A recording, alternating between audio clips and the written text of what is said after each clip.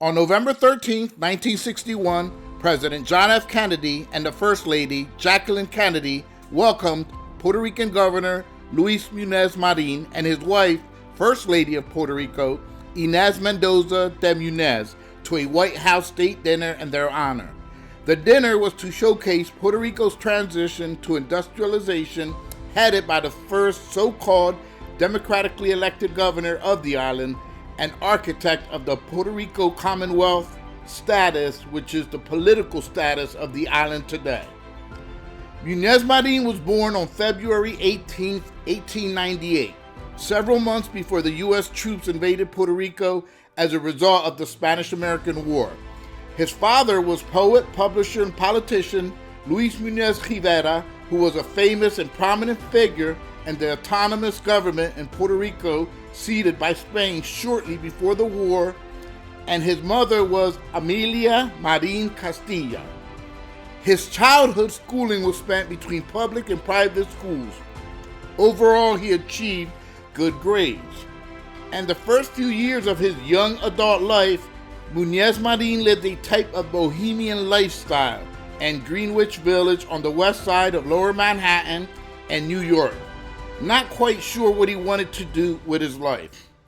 During this time, he was also semi-active, trying to find where he could fit in the political scenario of Puerto Rico at that time.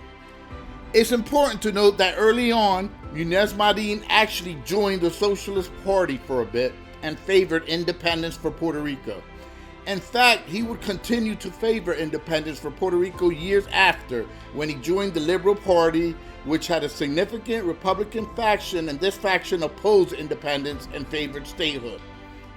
By the 1930s, the only party actively asking for independence was the Nationalist Party, headed by Pedro Albizu Campos, who Muñoz Marin met with on occasion. Muñoz Marin admired and was impressed with Albizu and his arguments, but their styles to achieve autonomy and social reforms were different. On March 13, 1932, Muñoz Marin was nominated by the Liberal Party for the post of senator. Although the party failed to win a majority in the 1932 elections, Muñoz Marin managed to get elected to the Puerto Rican Senate. It's important to note that these years were the time of the Great Depression that was ravaging the economies of the world, especially the U.S. mainland. Puerto Rico did not only suffer the effects of the Great Depression, but it was also dealing with the effects of a hurricane called San Felipe II, which had destroyed most of the sugar crops where the Jibaros worked, leaving most of them unemployed. During this period, Muñoz Marin managed to get a meeting with the First Lady of the United States, Eleanor Roosevelt. He persuaded her to visit the island to come and see Puerto Rico's problems personally. Following her visit and report, President Franklin D. Roosevelt included Puerto Rico in his New Deal program, which provided for considerable investment of federal funds to develop infrastructure and housing. Muñoz Marin's involvement in the program made him a popular political figure. By the mid to late 1930s, Muñoz Marin had abandoned support for Puerto Rico independence. He was eventually expelled from the Liberal Party because of this. In 1938, Luis Muñoz Marin and many liberal Democratic administrators from the New Deal Relief Organization created the Popular Democratic Party of Puerto Rico, PPD. The party committed itself to helping the Jibaro, or the average Puerto Rican, regardless of their political beliefs, by providing better job pay, initiatives to provide food and water, cooperatives to work with agriculture, and the creation of more industries. Muñoz Marin focused on the rural areas of Puerto Rico. The party was attracting solid participation, which surprised the other parties.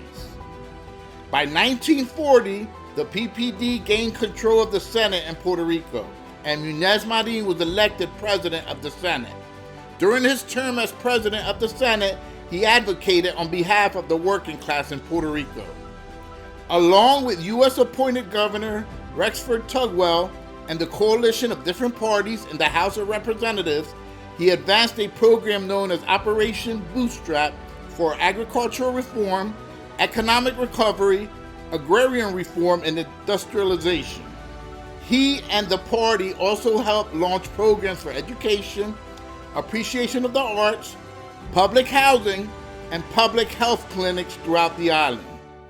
In 1947, the U.S. Congress approved the law allowing Puerto Ricans to elect their own governor. Luis Muñoz Marin campaigned for the post and was the first elected governor of Puerto Rico. He took office on January 2nd, 1949, and would be re-elected again in 1952, 1956, and 1960 for a total of 16 years. During his years as governor, Muñoz Marin and his officials pushed for a free associated state status for Puerto Rico to gain more autonomy for the island.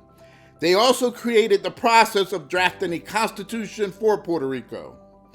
Muñoz Marin's successes and achievements weren't free from criticism or even what some consider dark periods, such as the passage of the Gag Law, which sought to put a stop to the nationalists who wanted independence by any means. Some detractors even criticized his industrialization programs and moved from agriculture as the reason why Puerto Ricans today have to import most of their food. However, it's important to recognize that Muñoz Marin brought much needed investment and programs for an impoverished island that actually lifted the living standards of most Puerto Ricans on the island. He was a practical man who felt that addressing the immediate needs of all Puerto Ricans was a priority above all else. Luis Muñoz Marin died on April 30th, 1980 at the age of 82. His funeral became an island-wide event attended by tens of thousands of people. Let us know what you think in the comment section below. Please hit the like button, help us to spread this video by sharing, don't forget to subscribe, and turn on the notification bell for more videos. Me voy de un castillo para regresar a las veredas.